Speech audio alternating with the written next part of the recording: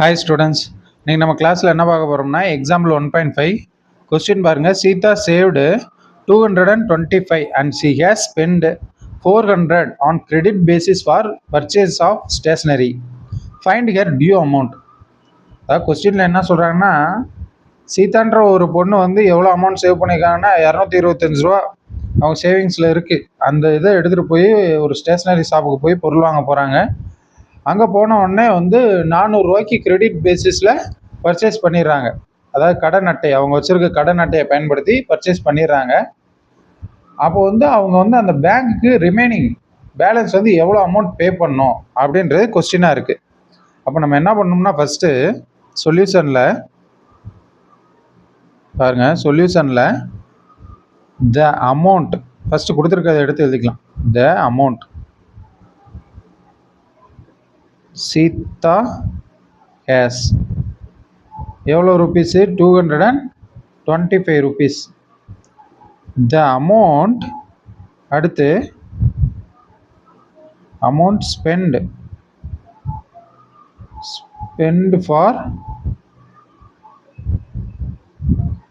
Stationary on credit. Credit கார்டில் கடை வாங்கி எவ்வளோ வந்து செலவு பண்ணியிருக்காங்க? 400 ருபீஸ். அப்போ லாஸ்டில் த டியூ அமௌண்ட்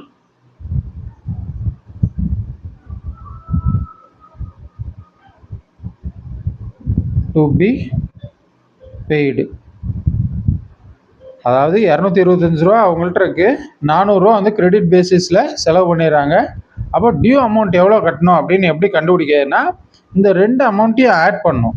ஆட் பண்ணும்போது முக்கியமாக கவனிக்க வேண்டிய விஷயம், அந்த பொண்ணு கையில் இருந்த அமௌண்ட்டு வந்து 225. இதை வந்து நம்ம ப்ளஸ்லேயே டினோட் பண்ணிக்கலாம். ப்ளஸ் இந்த கிரெடிட் பேசிஸில் வாங்கியிருந்தாங்க பார்த்தீங்களா 400 ரூபா, இதை வந்து நம்ம -400 டினோட் பண்ண போகிறோம். ஏன்னா அது அவங்க கையில் இல்லாத அமௌண்ட்டு, கிரெடிட் கார்டை யூஸ் பண்ணி வாங்கியிருக்காங்க. அப்போ -400. அப்போ இங்கே பார்த்தீங்கன்னா பெரிய நம்பர்லேருந்து சின்ன நம்பரை சப்ராக்ட் பண்ணணும், பெரிய நம்பரோட சைன் அப் பண்ணணும். அப்போ 400ல் 225 போச்சுன்னா 175 -175. ஏன் மைனஸில் இந்த அமௌண்ட்டு கிடைக்குதுன்னா, அது கிரெடிட் கார்டில் வாங்கின அமௌண்ட்டு. அப்போ நம்மளுடைய இதில் வந்து மைனஸில் தான் இருக்கும். அந்த அமௌண்ட்டை வந்து நம்ம திருப்பி கட்டணும். அதான் கான்செப்ட். அப்போ டியூ அமௌண்ட் வந்து எவ்வளோ கட்டணும்? 175 ரூபா கட்டணும். Therefore Sita has to pay rupees 175. இங்கே -175 ஒன்று -175 அப்படின்னு எந்த அமௌண்ட் இருக்குது அப்படின்னு யோசிக்கக்கூடாது.